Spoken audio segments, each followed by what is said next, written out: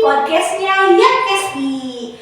Sudah lama banget nih aku nggak jadi host ya teman-teman, lumayan rindu banget. Soalnya kemarin kita praktek kebetulan, jadi mohon maaf beberapa minggu sedikit nggak posting ya teman-teman ya. Sekarang teman-teman gimana kabarnya? Alhamdulillah semoga baik-baik aja ya teman-teman ya. Sekarang lumayan musim hujan ya, anginnya besar, jadi teman-teman jaga kesehatan baik-baik. Karena di sini kebetulan kami ada narasumber yang hebat-hebat dari kakak yang cantik ini. Dari mana nih? Boleh dikenalin dulu? Halo, perkenalkan nama saya Fauzia Budiarti dari Kebidanan tingkat 2. Boleh Teteh? Halo, nama saya Puspasari Dewi dari Prodi Keperawatan. Wow, lihat-lihat nih teman-teman, ini Teteh ini dari PDH-nya beda ya. Kira-kira ini dari mana nih? Boleh dikenalin dulu dari mana nih Teteh? Dari organisasi apa?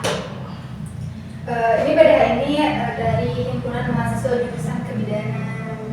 Oh Teteh? Kalau saya dari Himpunan Mahasiswa Jurusan Keperawatan. Wah, tampaknya Teteh ini ketua ya teman-teman. Ini ibu ketua dari HMJ Kebidanan dan HMJ Keperawatan. Kira-kira teman-teman kepo gak sih sekarang kita mau bahas apa?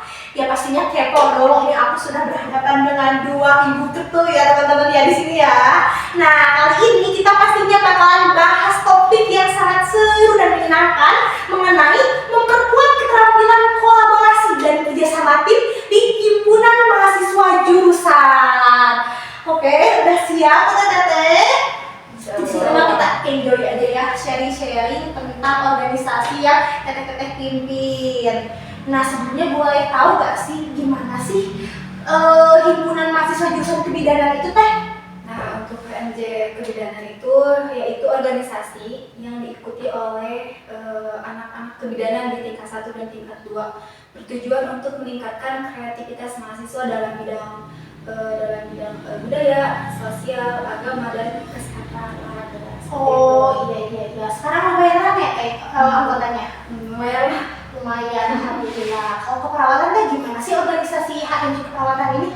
Nah, organisasi HMJ Keperawatan ini diikuti ya sama dari Prodi Keperawatan dari tingkat 1 sama tingkat 2. Dan HMJ Keperawatan ini kan himpunan mahasiswa jurusan keperawatan ya. Jadi khusus untuk jurusan keperawatan saja yang masuk ke organisasi ini.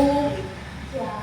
Kalau prokernya itu gimana Teh? Kalau proker HMJ Keperawatan itu biasanya itu berjalannya seperti apa? Berjalannya seperti apa gitu? Iya, terus prokernya apa aja gitu biasanya yang sering dilakukan kayak gitu? Untuk himpunan mahasiswa jurusan keperawatan yang sering dilakukan itu life skill. Kan itu ya dari HMJ Keperawatan yang sering dilakukan itu life skill, life nursing skill. Jadi yang belum dipelajari dari kampus maupun yang udah dipelajari tapi kita berusaha mengasah skill. Kita jadi nanti ngadain life nursing skill gitu. Biasanya itu di luar matkul berarti ya? Iya. Oh, Kalau buat life skill di tingkat 1 biasanya kita yang belum dipelajari di tingkat 1-nya apa gitu. Nah, kita sama himpunan mahasiswa jurusan keperawatan diadain life nursing skill ini. Kalau untuk di tingkat 2 biasanya walaupun udah dipelajari tapi kita berusaha untuk mengasah skill gitu. Oh iya, itu rutin apa enggak gitu? Apa berapa kali gitu? Diadainnya 3 bulan sekali. Oh iya, jadi lumayan lah buat teman-teman yang belum paham di kelas gitu ya, jadi bisa diasah kembali di life skill. Iya betul. Kalau kebidanan sendiri kan gimana itu programnya? Untuk proker di himpunan mahasiswa jurusan kebidanan juga hampir sama sih. Untuk life skill ada, tapi di kebidanan itu ada juga Penkes, pendidikan kesehatan. Oh iya. Nah, kita masuk ke SMP, ke sekolah-sekolah, sekolah atau SMP. Jadi sosialisasi Iya gitu. betul. Nah, sekarang kita di kebidanan akan Penkes ke sekolah, yaitu untuk pengetahuan tentang vulva hygiene kepada remaja putri. Seberapa penting sih itu melakukan vulva hygiene pada perempuan itu. Soalnya biasanya mengenai hal-hal yang seperti itu Iya. bagi anak-anaknya tabu Iya. ya. Padahal itu penting banget harus diketahui gitu ya. Seperti itu. Jadi di kebidanan juga ada life skill juga, ada Penkes, dan masih banyak Lagi ya gitu. Kalau biasanya kalau keperawatan itu biasanya internal berarti banyaknya ya. Kalau kegiatan eksternalnya itu biasanya ada nggak? Ada kegiatan eksternal itu kan di luar kampus ya, kayak kita ada juga kayak divisi sosial masyarakatnya ke panti asuhan, ke panti jompo, sama penyuluhan itu ada. Itu di divisi sosmas. Tapi kita yang kebanyakan proper itu di divisi pendidikan yang kayak life skill 3 bulan sekali diadainnya, sama edukasi di media sosial itu diadainnya sama divisi pendidikan jadi 3 bulan sekali. Kalau yang lainnya itu 1 tahun sekali. Oh iya iya, mungkin berjalan aja ya, gitu bermanfaat bagi orang lain ya gitu ya. Kalau dalam organisasinya pasti teh susah ya karena menyatukan banyak pikiran ya, apalagi sebagai ketua gitu. Biasanya apa sih tantangan terberat dalam memimpin organisasi itu gitu? Untuk tantangannya sih lebih ke menyatukan pendapat ya. Kadang beda pendapat, beda pemikiran ya. Kadang itu susah ya karena mungkin kita di organisasi itu menyatukan beberapa orang dengan berbeda pendapat itu sangat susah. Iya, Tapi pastinya, ya. gimana caranya kita selalu komunikasi yang efektif, nah, agar tidak ada miskomunikasi antara anggota.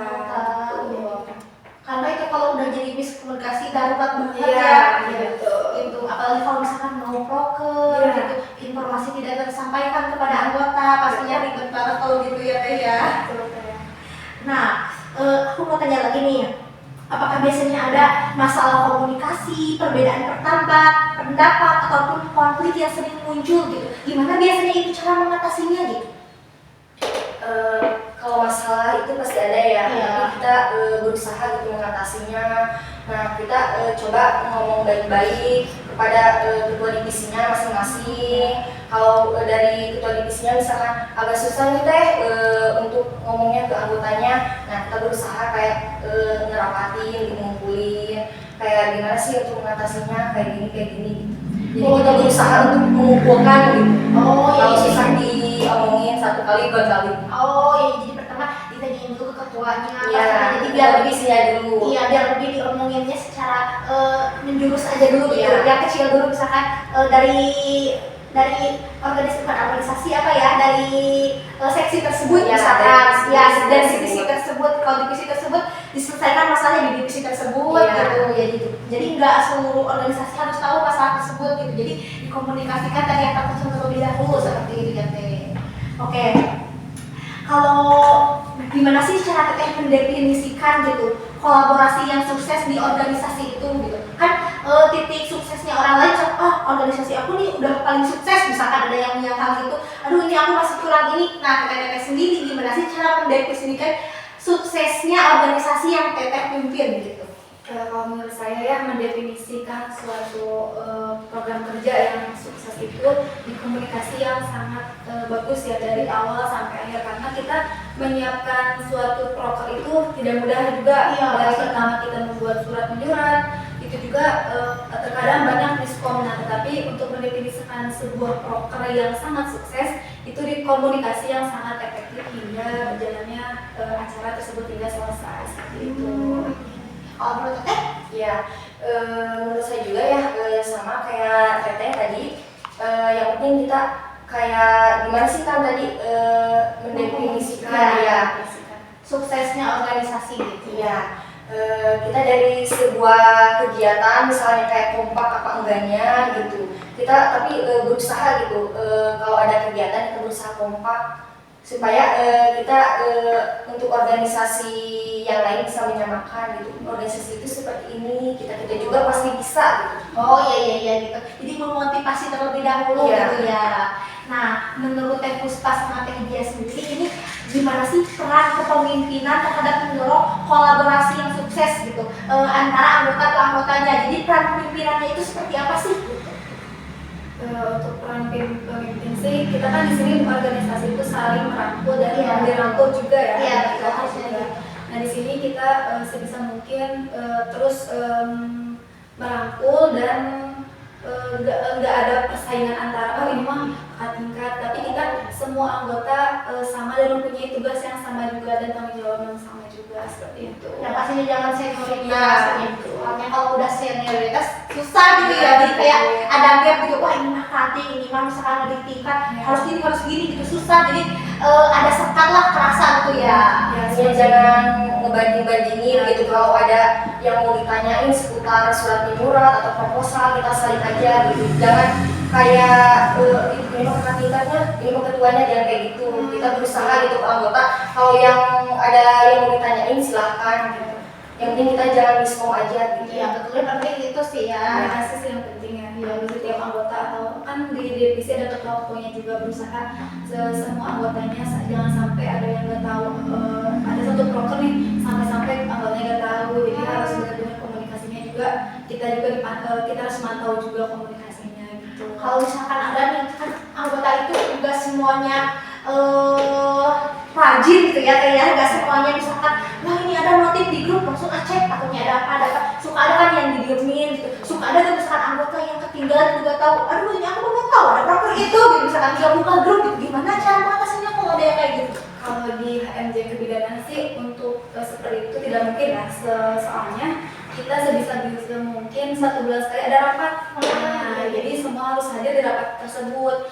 Nah, kalau misalkan kita menjalankan proker sampai ada yang nggak tahu, karena kita rapat terlebih dahulu dan setelah rapat juga kita di grup juga inti dari rapat itu dituliskan inti rapat dari hasil tersebut itu seperti itu.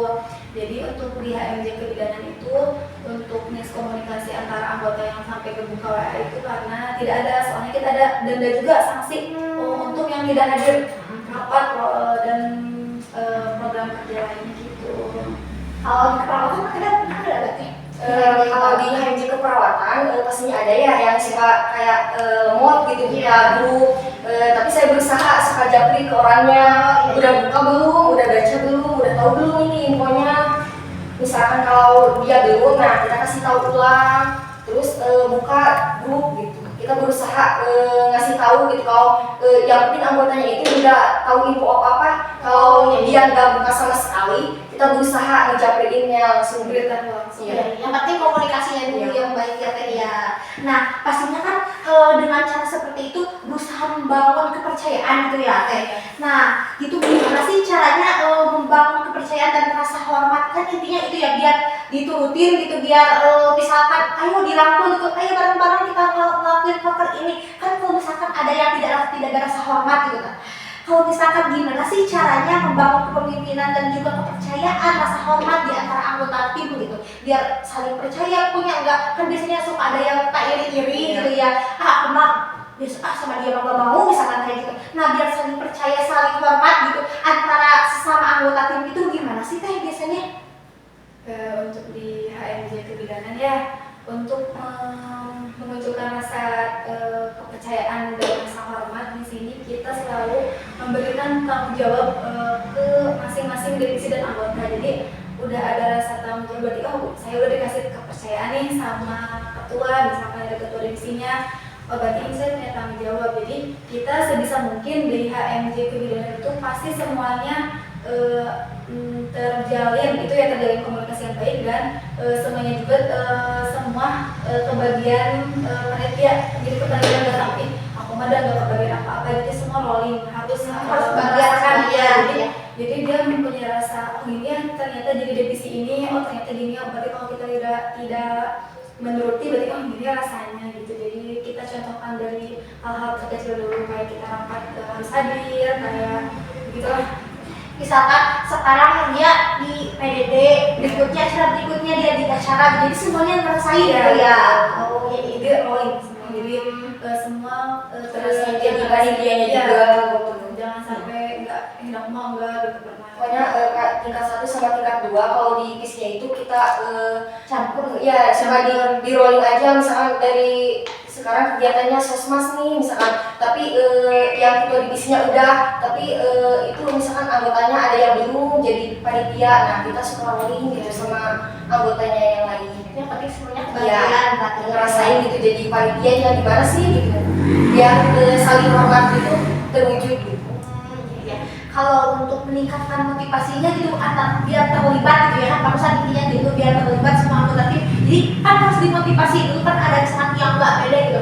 Oh, aku mah nggak bisa teh, aku mah belum pernah jadi saksi acara, takut acaranya nanti hancur gimana di tangan aku, takutnya itu suka ada kan yang nggak pede gitu. Aku mah nggak pernah jadi PDD, takutnya blur misalkan kayak gitu. Aku mah nggak pernah jadi MC, aku mah takut misalkan gitu. Nah, untuk meningkatkan motivasi dari para anggota tersebut, ada nggak sih teh strateginya gitu? Untuk strateginya sih paling kita rangkul dulu ya, ayo melakukan sama teteh misalkan ya kita sama Contohin dulu ya ya sih. kita mau belum pernah misalkan kita ada Menkes ke sekolah-sekolah kan pasti kita presentasi PowerPoint dong. Nah berarti ya aku malu misalkan enggak guys sama teteh ditemenin, jadi sebisa-bisa mungkin kita selalu mendorong dan membersamai ya, jadi kita saling aja gitu ya, jadi anggotanya itu kayak yakin betul. Saya pasti bisa nih, soalnya ketuanya juga percaya sama saya gitu Ya, udah contohin ya. juga pastinya. Yang penting kita kayak sering rangkul nyemangatin, semangat pasti kamu bisa. Iya, kayak gitu. Kalau itu pasti sih pede ya. Jadi support sistemnya kita selalu Yang penting ketuanya gitu yang suka nyemangatin, kamu pasti bisa nih gitu. ayo bisa ini mah udah gak bakal seseorang yang dibayangkan. Iya, gitu kan pasti kalau misalkan masih awal-awal masih maba gitu, baru pertama kali masuk organisasi, aduh gimana nih takut aku Iya, baru itu. pertama kali misalkan jadi MC, aku belum pernah misalkan kayak gitu. Aduh aku gimana ya nanti harus tes ke sekolah-sekolah, gimana ya kalau ada pertanyaan yang nggak bisa aku jawab, pastinya gitu. Kalau pertama kali masih newbie gitu ya, pastinya peran ketua di sini sangat dibutuhkan. Kalau misalkan dikasih support, dikasih semangat, wah kayaknya aku pasti bisa deh, gimana nanti aja yang penting aku jalanin dulu kayak gitu kan ya. Pastinya jika melakukan hal seperti itu, keterlibatan anggota, rasa percaya diri pun meningkat gitu ya, bagusnya gitu. Yang penting kita saling aja gitu sama anggota, jangan oh, kamu harus bisa nih, tapi kitanya yang ini nih yang Cuma ngeliatin Iya, doang, Ya, ya. diri dong, cuma diri dong itu sangat Enggak gitu. sebagai kita saling aja gitu sama anggotanya, Jadi kita jangan cuma saling nyuruh aja. ya buat anggotanya juga harus saling nggak sampai ketuanya doang yang kayak ayo jadi kakak-kakak juga sebisa mungkin merangkul adiknya yang belum terbiasa dengan acara-acara seperti di organisasi ini gitu. Iya. Pastinya sangat seru ya tadi akhirnya ya. Iya, alhamdulillah. Apalagi kalau eksternal, kegiatan eksternal pastinya ya itu kan bertemu orang baru, juga pengalamannya sangat berharga gitu pastinya ya teh ya. Langsung turun lapangan gitu ada. Sejauh ini pengalaman yang paling menyenangkan itu ketika melakukan kegiatan eksternal itu apa sih teh? Kalau di HMJ keperawatan kayak ke panti asuhan ya, soalnya dari HMJ keperawatan juga rencana bulan Maret ya tanggal 16 mau ke panti, kita ngasih edukasi gitu ke anak panti gimana caranya mencuci tangan yang baik dan benar, terus ngasih pemahaman gitu, edukasi kesehatan yang lainnya. Pastinya itu sangat menyenangkan sekali. Suka sedih biasanya kalau Iya. Jadi meningkatkan rasa bersalah juga ya. Iya, makanya kita kayak ngasih permainan gitu buat anak-anak depan nanti ya. biar gak sedih. Iya, biar enjoy gitu anak-anaknya sama kita. Lagi kalau diajarin tentang langkah mencuci tangan, Iya. kan pastinya jarang ada yang ngajarin secara terperinci. Tapi itu Iya. kan hal yang penting ya, gitu. Mau apa, mau makan, mau apa harus cuci tangan dulu. Langkah pastinya sangat berguna buat anak-anak nantinya. Gitu. Kalau dari kebidanan sendiri, apa yang paling senang gitu, yang memorable gitu. Iya. Untuk di HMJ Kuliah juga sama ya, ada di panti asuhan seperti itu juga sangat menyenangkan juga. Terus kita meningkatkan rasa bersyukur juga kepada kita melihat anak-anak di panti. Yang paling memorable tuh seperti kita PNKes sih, jadi kita tahu oh ini penyakit di perempuan itu seperti ini. Jadi kita terus mendalami tentang perempuan itu lebih seru sih. Jadi kita tahu oh ini asal penyakit yang ada di dalam misalkan dari vagina perempuan jika tidak bersih mencucinya, terus kayak di biarin lembab. Nah jadi oh itu seru sih, jadi benar-benar menambah pengetahuan yang sebelumnya nggak didapetin di kampus gitu. Edukasi Iya, aja. gitu. Kayak kan buat anak-anak biasanya hal-hal seperti itu tabu gitu ya. Iya. Gitu. Padahal penting banget harus diketahui, harus diterapkan juga. Ya, terus kayak kita juga edukasi tentang seks bebas pada remaja kan bisa benar-benar lagi udah kayak Laki, dari saat saya banget. gitu. Nah kita sebisa mungkin edukasi tentang seperti itu. Jadi akibatnya seks bebas itu terhadap kita tuh perempuan intinya mah bakal seperti apa. Jadi kita benar-benar melihatkan ini penyakitnya, ini proses penyakitnya gini gitu. Jadi buat mereka tertanam sekali di Iya. kasih akibatnya gitu ya. Dan kalau misalkan mereka terbawa arus pergaulan bebas itu, seks bebas itu seperti apa, nanti akibatnya seperti apa, jadi sudah terdapat di pikiran mereka. Jika kita sudah berikan edukasi dari dini seperti itu ya. Betul, keren banget sih. Sekarang dulu. Nah sekarang ini aku ada pertanyaan terakhir kita ya. Ada gak sih pesan-pesannya buat nanti adik-adik yang penasaran gitu, mau aku boleh ikut HMJ kebidanan, aku boleh ikut HMJ perawatan, ada gak sih pesan-pesannya boleh disampaikan? Untuk pesan dan kesannya, jadi kalau kita pengen gitu masuk ke organisasi tersebut tapi kita nggak yakin sama diri kita, coba aja dulu. Soalnya saya juga nggak ada pengalaman sama sekali gitu kalau jadi ketua OSIS gitu di SMA, saya nggak pernah. Tapi kita berusaha untuk masuk gitu ke organisasi tersebut, gimana caranya, terus kayak lingkungannya juga gitu, pokoknya mantap sekali. Yuk gabung. Kamu, ayo kamu. Boleh pertanyaannya. Pokoknya organisasi itu sangat seru banget. Menyenangkan. Kita bisa mendapatkan teman baru, relasi baru, pengalaman yang sangat-sangat berharga yang belum kita dapatkan sebelumnya.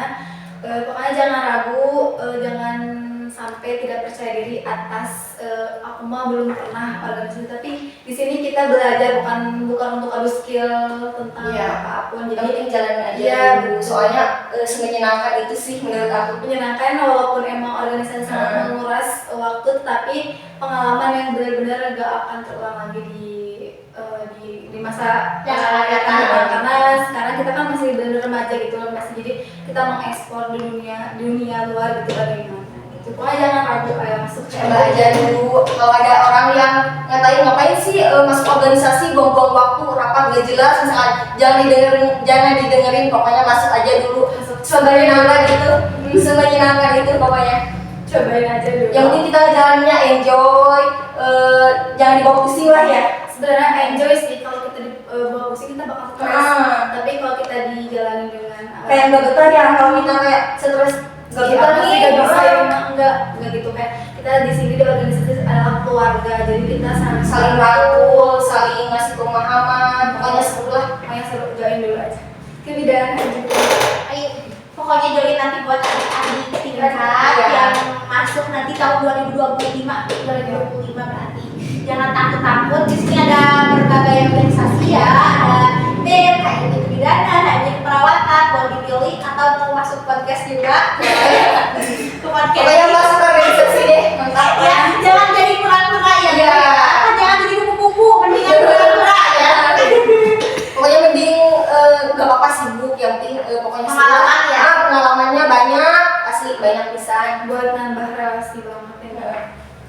Pokoknya nanti kalau misalkan udah masuk organisasi mah ada dicari tahunya ya teh Ya, ya. nanti anak cucu kita. Ya, nanti mah kayak gini waktu kuliah gini Ya, betul. ikut ini pengalamannya kesini banyak kalau diceritain teh ya. Makanya jangan ngomong gak bisa dulu, cobain aja dulu, Pokoknya jalanin. ya, gak terserah orang bilang di organisasi mah apa, pokoknya seru banget. Jangan termakan oleh omong-omongan di luar sana. Oke, betul seperti itu teman-teman, boleh dengarkan tadi kata Teh Puspa dan Teh Jia ya teman-teman ya. Jangan takut masuk organisasi, oke? Mungkin hanya itu bincang-bincang kita Iya. pada kali ini. Terima kasih banyak sudah bersedia hadir di Sama-sama. Konkebi. Semoga nanti kita dapat berbincang-bincang lagi ya Teh ya, dengan topik yang berbeda. Jangan kapok-kapok ke sini ya. Siap. Oke, kita penutupan dulu teman-teman. Terima kasih banyak sudah menonton Konkebi. Terus tonton ya, pokoknya Konkebi. Terima kasih banyak. Wassalamualaikum warahmatullahi wabarakatuh.